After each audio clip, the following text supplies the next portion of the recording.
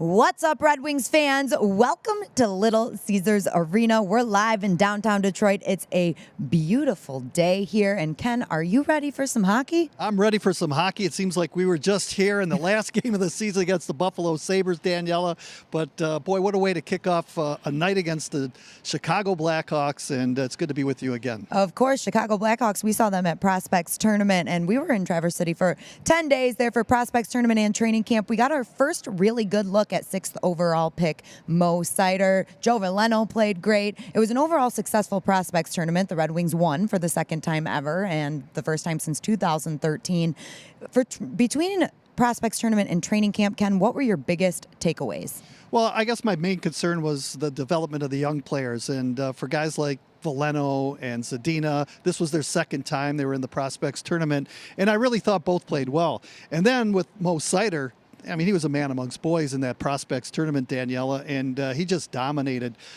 He was a little bit different in that red-white game against the pros, but this is going to be an important preseason for the youngsters.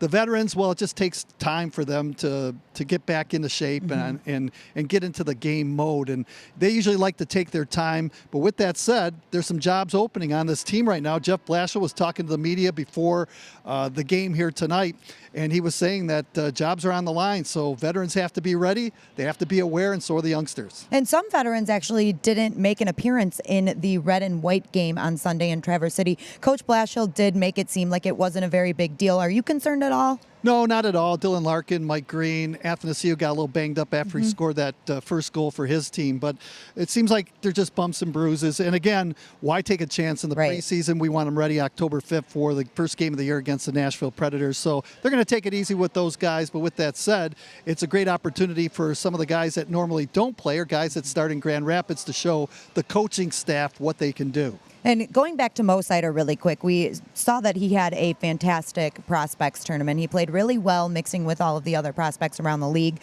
But in training camp, do you think he held his own when he's playing with some of the guys that he could potentially be playing with? Yeah, he seemed like he dialed it down a little bit, but that's natural because you're playing against the pros and guys that have a lot of experience. But other than that, I think he's going to be okay. And today at the media availability, Jeff Blashill was saying, look, if you're a player and you're better than some of the guys that are on the team right now, guess what? If you show us you can play, you're going to play. So there's a lot on the line. And for Mo Seider, it would be a pleasant surprise. He's just one guy that I'm talking about, not talking about Zadina or Joe Veleno. But you know what? If you can play, you got a chance to make this club come October the 5th. And that definitely makes for a very exciting preseason. Carly Johnston was in the locker room after morning skate, catching up with the guys before tonight's preseason game.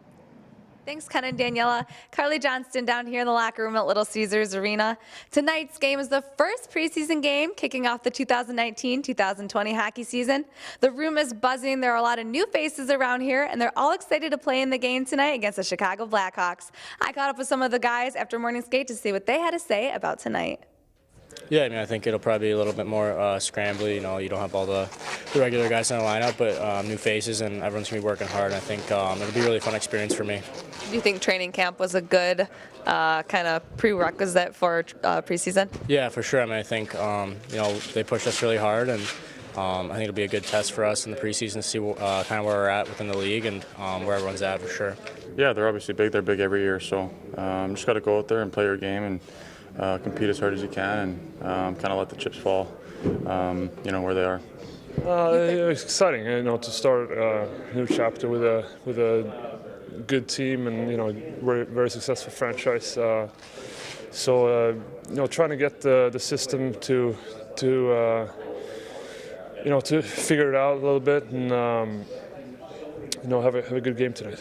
We've got to eliminate, if we're going to make up ground on the goal differentiation that we had last year, it's got to come through the majority of that through team defense. That's not to say we don't want to score more goals, we do, but if we think we're going to make up the numbers that we have to make up with pure offense, we're kidding ourselves. So we got to make sure, and we know that, our guys know that, we got to make sure that we're better defensively.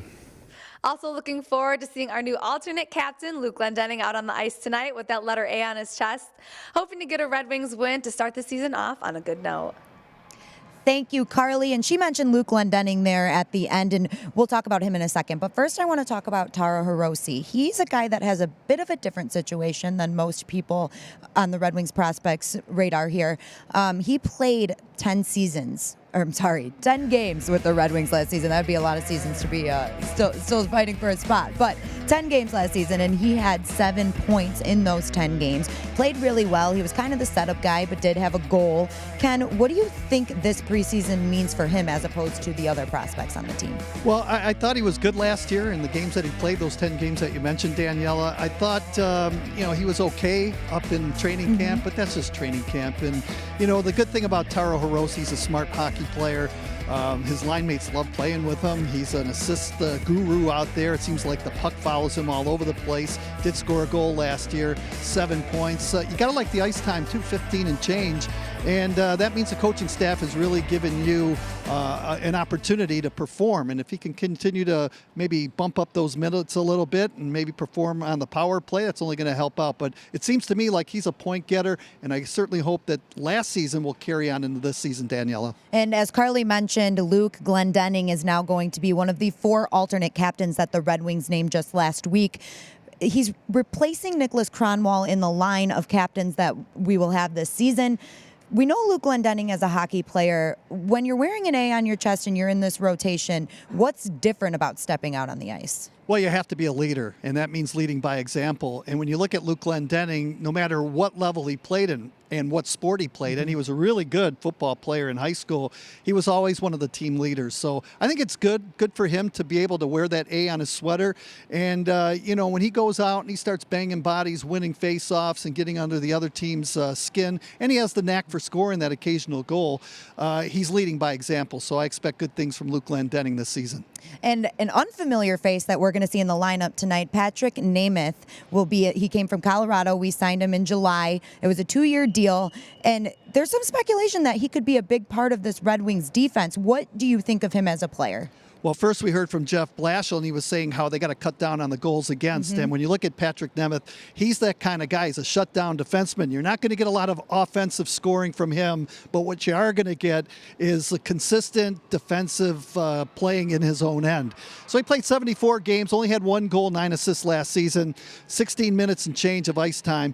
But the thing about Patrick Nemeth is he's going to solidify the blue line core. Now, what he needs help with is other guys that can, distribute the puck back there on the blue line.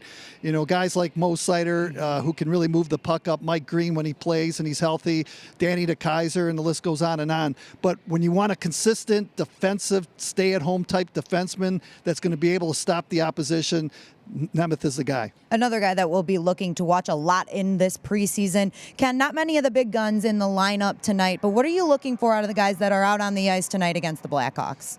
Guys that can make an impression. And, we're seeing Joe Hickett's in the lineup tonight. And this is a big training camp for him in preseason because, he's been around for a while. And, it's slim pickings back there on the blue line as far as getting an opportunity to play. He does have some NHL experience, so I'll be watching him. Another guy is Dennis Cholowski there on the blue line. Dennis started last season. He played 52 games with the Red Wings, was sent down to Grand Rapids, played, 24 games with the Griffins, had 12 assists, no goals. But this is important for him. I'm sure he wants to start this year. So those are 2 guys. And Philip Roenick, I think, has really had a great tournament overseas at the end of the year. He's a physical, strong defenseman. Red Wing coaching staff and fans are looking for a lot from him. Definitely. It's going to be a really fun game tonight, guys. Puck drop is 7:30 against the Chicago Blackhawks. But if you can't make it to the arena tonight, the game will be broadcasted on Fox Sports Plus and, of course, on WWJ 950 with your very own Ken Kal. And before we sign off, we have to say a big congratulations to our Ken Kal, who is starting his 25th season as the Red Wings radio play-by-play announcer. And that's amazing, Ken. Congratulations. That's a quarter of a century, Daniela. And you were telling me before we went on the air that you're only, 1.5 years old when I start calling Red Wing games. And I'm going like, did I know 25 years ago? I'll be working with you. Yeah, I wasn't going to age you on the stream, Ken, but I guess I have to. I've known you as the Red Wings radio play-by-play as long as I've been alive, and it's been amazing. And I'm sure you've got another 25 in you. I don't know about that, but I'll tell you what, it's very enjoyable. It's great to be back behind the microphone with Paul Woods this year. We've been together ever since I was here. Paul's been here for 34 years, I think, or 35. So we're going to bring you all the action tonight if you're listening, driving around in your car. But again, I've seen some great talent, some great teams, and hopefully with Steve Yzerman back, we're going to head north again. And before you know it, we'll be in those playoffs and hopefully win another Stanley Cup. We're all very excited for this season to get started. So guys, tune in tonight and we will see you next time.